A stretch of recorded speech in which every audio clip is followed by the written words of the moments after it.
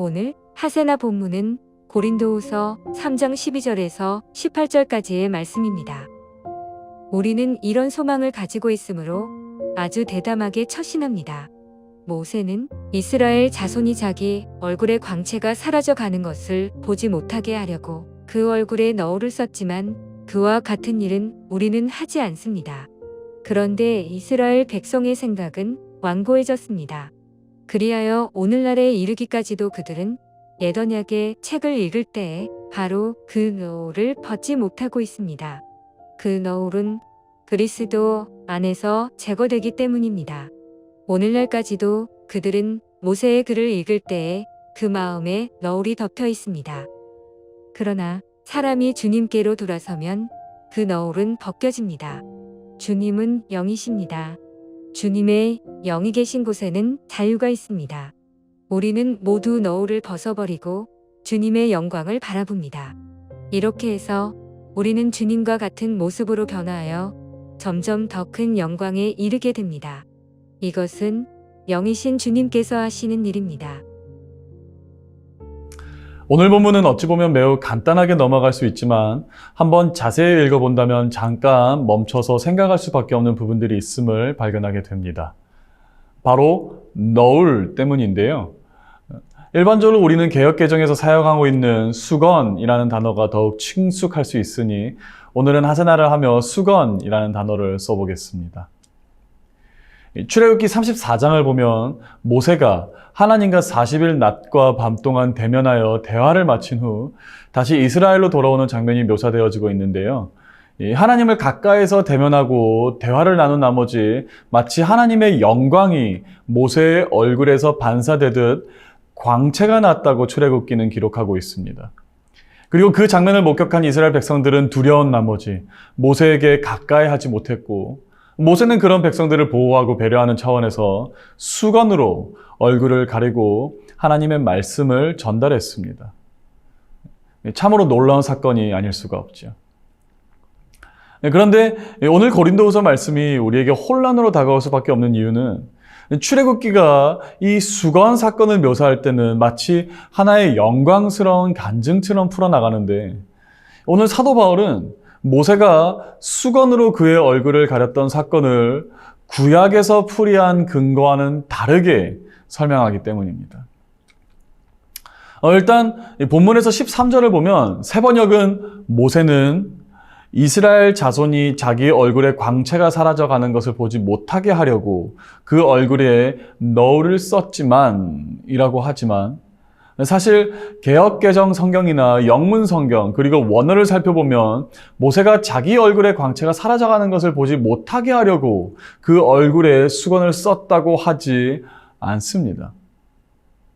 주어는 분명하지 않지만 개역개정은 13절을 모세는 장차 없어질 것에 결국을 주목하지 못하게 하려고 수건을 그 얼굴에 쓴 것 같이라고 해석하는데 이렇게 해석하는 것이 바울의 의도를 보다 정확하게 변호하는 듯 합니다. 왜냐하면 바울이 오늘 고린도후서 3장에서 하고 싶어 했던 말은 구약은 모세가 백성들을 배려하기 위해 수건으로 자신의 얼굴에서 반사되는 하나님의 영광을 가린 것이다 라고 설명하지만 이 바울이 볼 때는 모세가 이스라엘 백성들에게 장차 없어질 그것의 결국을 주목하지 못하게 하려고 얼굴에 수건을 가렸던 것이며 여기서 바울이 말하고자 했던 주어 그것은 바로 율법을 의미했던 것이지요.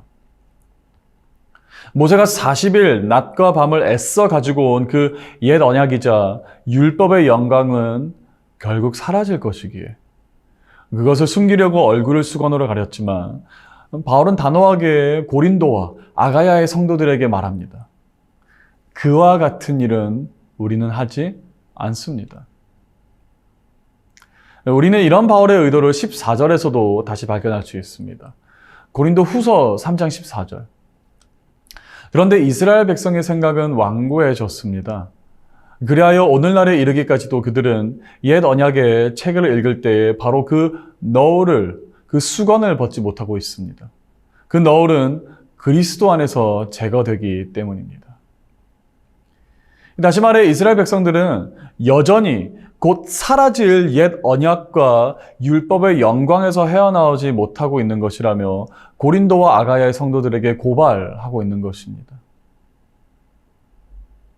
사도 바울이 구약에 잘 알려진 모세의 사건을 이렇게 재해석하는 것에는 이유가 있습니다.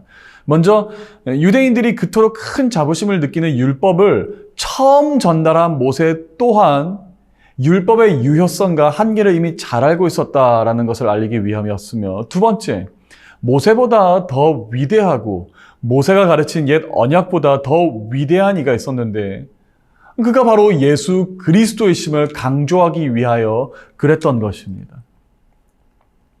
모세가 자신의 얼굴을 수건으로 가리면서까지 가르친 율법은 장차 없어질 종말을 피치 못할 테지만 굳이 수건으로 가리지 않아도 영원히 사라지지 않을 것이며, 오히려 그 수건을 없애버리고 참 자유함으로 영광에서 영광으로 이르게 할 소망이 있는데, 그 소망은 오직 예수 그리스도를 통하여 얻게 될 것이라는 사실이 바로 사도 바울의 주장인 것입니다. 따라서 오늘 본문을 통해 사도 바울이 인용하는 이 수건이라는 단어는 결국 우리의 영적 교만을 상징하는 것이며, 주의 영이 계신 곳에는 자유가 있다라는 아주 유명한 17절 말씀은 그저 간단하게 주의 영이 자유함을 주신다라는 의미가 아닌, 우리가 하나님의 영광을 제대로 바라보지 못하게 하는 우리의 모든 교만함을, 우리가 진정으로 예수님을 의지하기 시작할 때 우리 주님께서 마치 그 수건을 벗기시듯 우리의 교만을 없애주실 것이며, 주님과 같은 모습으로 점점 변화하고 성화하도록 인도하여 주실 것이라는 놀라운 의미가 담긴 희망의 말씀인 것입니다.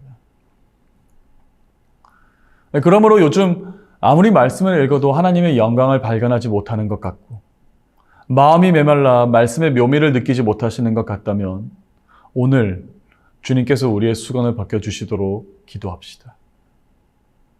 우리의 얼굴을 가려 하나님의 영광을 보지 못하게 하며 이 같은 소망에 머물지 못하게 하는 우리의 모든 수건과 너울을 벗겨주시어 주 안에서 참된 자유를 누리며 영광에서 영광에 이를 수 있도록 함께 기도하며 이 하루를 바라볼 수 있기를 소망합니다.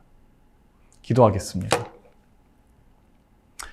하나님, 어느 땐가부터 말씀을 묵상하고 아버지 말씀 앞으로 나아가는 것이 그저 하나의 습관이 되고 버릇이 되어 우리 안에 더 이상 감동이 없는 그런 행위가 되지 않았습니까? 하나님, 다시 한번 기도하는 것은 예수님께서 오늘 우리 마음 가운데 다시 한번 찾아와 주시어 우리의 수건과 너울을 제거해 주시고 다시 한번 말씀 앞에 나아갈 때 큰 감격으로 나아갈 수 있는 우리들 되도록 하여 주시옵소서. 예수님의 이름으로 간절히 기도합니다. 아멘.